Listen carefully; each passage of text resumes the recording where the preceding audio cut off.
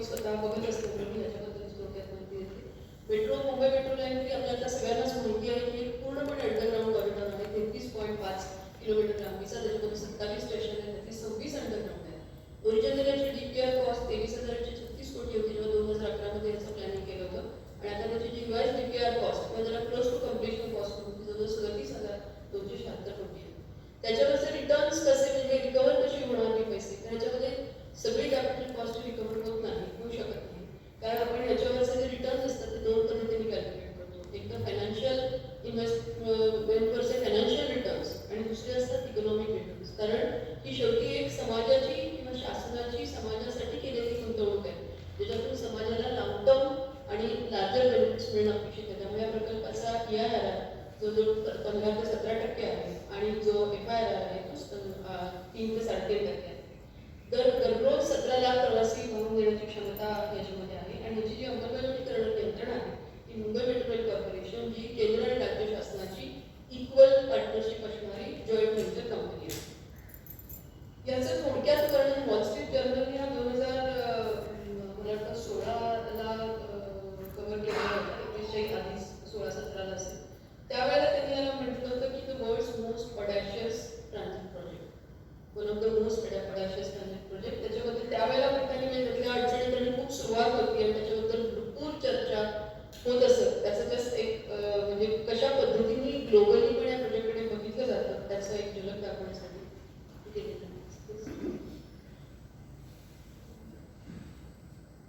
त्याची जरा आधीची स्लाईड. त्याच्यात थोडक्यात त्यांनी जास्त डिटेलमध्ये जात नाही. पैसे इतके कसे उभे केले तर याच्यामध्ये केंद्र शासन राज्य शासन समान सहभाग देतं आणि साधारण 57% कर्ज आपण जायका नावाच्या जॅपनीज गव्हर्नमेंटच्या संस्थेकडून घेतलं.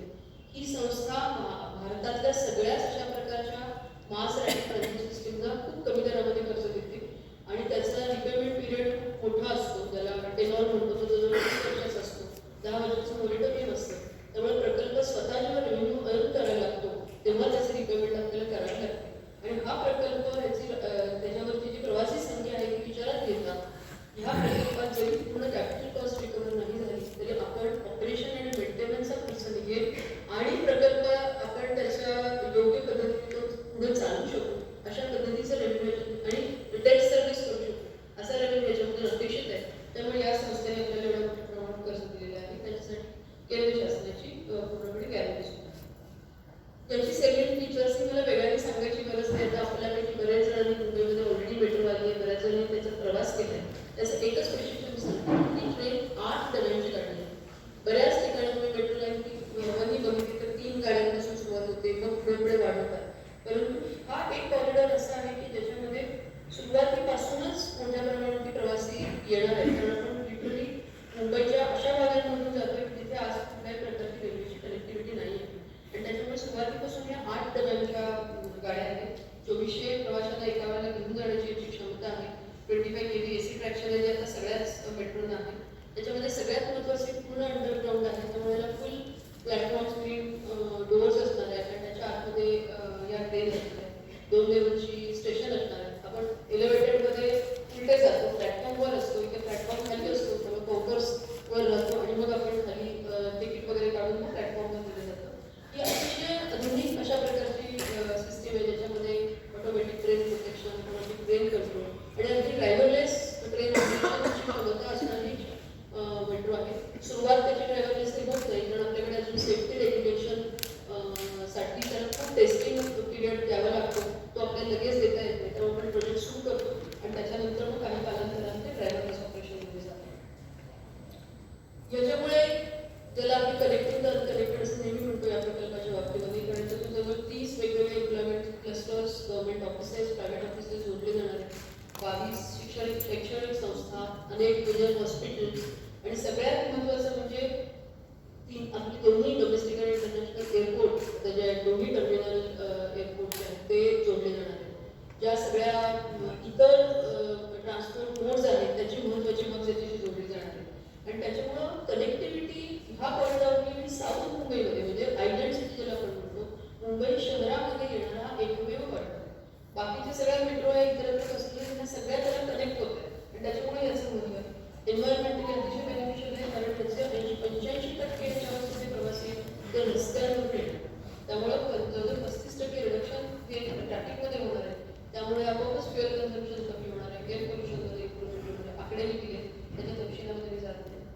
आणि हे जे इंटरचेंज आणि मल्टीमोडल हब्स जे आहेत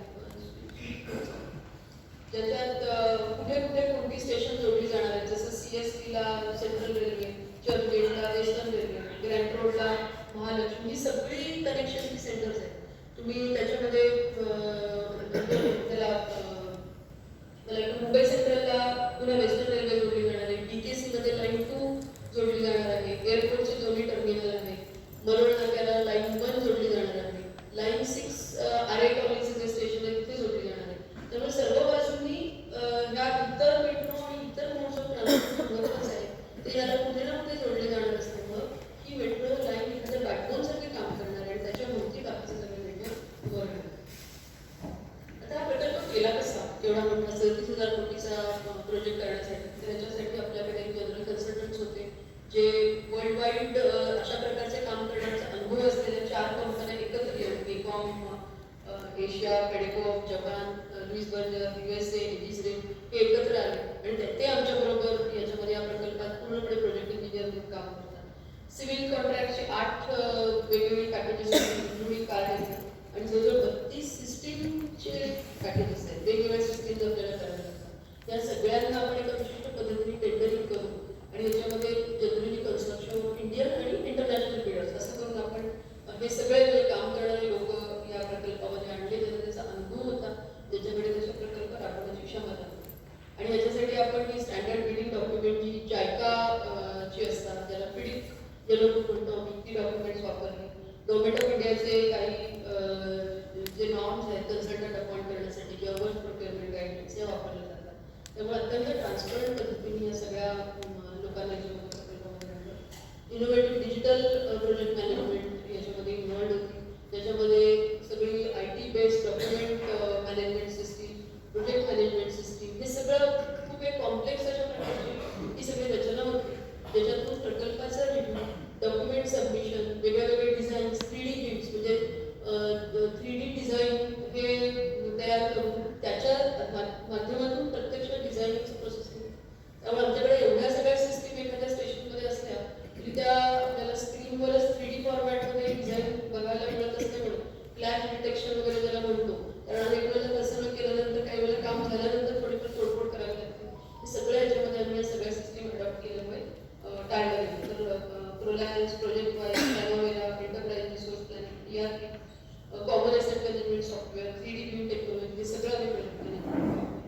आता एक्झॅक्टली कन्स्ट्रक्शन कसं झालं सिव्हिल कन्स्ट्रक्शन आपल्याला माहिती आहे, टनेल जे आहेत त्या सगळ्या टनेल बोरिंग मशीन वापरून आम्ही केल्या. त्याच्यासाठी 17 टनेल बोरिंग मशीन आम्हाला वापरावी लागली. त्याच्यामध्ये मग त्याला सेगमेंटल ड्रिल करून त्याला सपोर्ट करायला लागली. मी फोटोमध्ये दाखवते. स्टेशनची कन्स्ट्रक्शन ही सगळी बॉटम ऑफ कन्स्ट्रक्शन होती, म्हणजे आधी स्टेशन खाली खणायचं आणि त्याच्यानंतर मग वर कन्स्ट्रक्ट करत जायचं. काही ठिकाणी आम्हाला न्यू ऑस्ट्रियन टनेलिंग मेथड वापरावी लागली. ती काय असते ते दाखवते. ती स्टेशनसाठी वापरावी लागली आणि ट्रेनचे जे स्लायडिंग असतात त्यातून आम्हाला ट्रेन रिव्हर्स करायची असते काही स्टेशनमध्ये, तिथे आम्ही त्या टेक्नॉलॉजीचा वापर केला. आणि जिथे LATM वापरलं तर TBM केलेली टनेल आम्ही LATM मेथड वापरून वायडन केली, कारण त्याचा डायमीटर एक लिमिटेड असतो. तुम्हाला प्लॅटफॉर्मवर त्याच्याकडे घालायचं असेल तर तुम्हाला ती टनेल वाढवावी लागते या टेक्नॉलॉजीचा वापर करून. तर अशा प्रकारची ही TBM होती आणि त्याचं त्या टनेलला जे लाईनिंग असतं त्याच्यासाठी अशा प्रकारे कास्टिंग यार्ड आम्ही इथे बघतो, तिथे दिसतं आपल्याला की बाहेर ही सगळी त्याचं लाईनिंग कास्ट झालं आणि ते टनेल बोरिंग मशीन टनेल करता करता ते लाईनिंग त्याला लावत जातं आणि म्हणून ती टनेलची जो बोचा असतो तो भक्कम होतो, त्याच्यामध्ये कुठल्याही प्रकारचं वॉटर सर्क्युलेशन होत नाही किंवा तो कोलॅप्स होत नाही. आता पहिल्यांदा आपल्याला अशा प्रकारचे लॉन्चिंग शाफ्ट्स करावे लागले, त्याच्यामधून आपण टनेल बोरिंग मशीन तुकड्या तुकड्यांमध्ये आत घातलं, आतल्या आतच ते जोडलं आणि मग ते टनेल तुकडा करून झाल्यानंतर अशाच प्रकारच्या रिट्रॅव्हल शाफ्टमधून आपण त्याला बाहेर काढले तुकड्या तुकड्यांमध्ये. तर हे अशा प्रकारे ही सगळी सुरुवातीची खूप सुरुवातीचे फोटो आहे ते, ज्यावेळेला मी एक एक पार्ट त्याचा आतमध्ये घातला आणि फायनली ही आपलं हे टनेलचं फायनल प्रॉडक्ट आहे, ज्याच्यामध्ये रेल्वे लागलेली आहे, त्या गाडीचे ज्या सिस्टीम्स लावायसाठी यंत्रणा सज्ज आहे. स्टेशनचं कन्स्ट्रक्शन कसं केलं तर स्टेशनमध्ये 19 स्टेशन्स आहेत, त्यापैकी 19 stations cut and cover method, म्हणजे वरून स्टेशनच्या आकाराचा जो बॉक्स आहे तो रस्त्यावरून किंवा जी सरफेस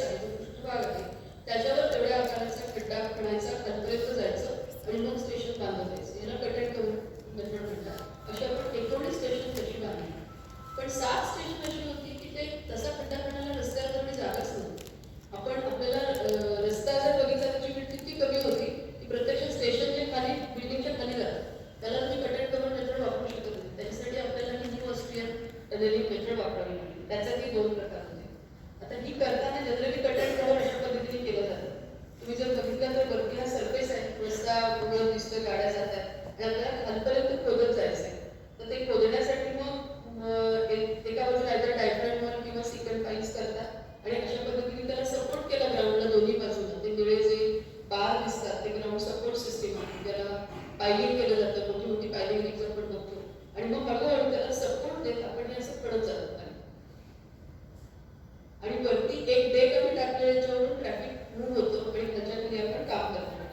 ह्याला स्ट्रट सिस्टीम म्हणतात, अँकर आणि स्ट्रट्स. ते सगळे स्ट्रट्स लोखंडी टाकले जातात आणि नंतर काढावे लागतात काम झाल्यानंतर आणि मग हळूहळू पहिला बेस स्लॅब, मग त्याच्यावर दुसरा स्लॅब, तिसरा स्लॅब असं स्टेशन आतमध्ये तयार होतो. वरचा भाग पुन्हा सगळा भरला जातो आणि त्याच्यावर ट्रॅफिक पुन्हा नेली जाते. आता ह्या स्टेजला आपण पोहोचलेलो आहे. आता हे सगळी कामं करू पण याची ही मेथडॉलॉजी जी NATM मेथड असते त्याच्यामध्ये आपल्याला बऱ्याच मशिनरी वापरून ऍक्च्युली मॅन्युअली हळूहळू जागा हॉरिझॉन्टल टनलिंग करावं लागतं. वरून करता येत नाही.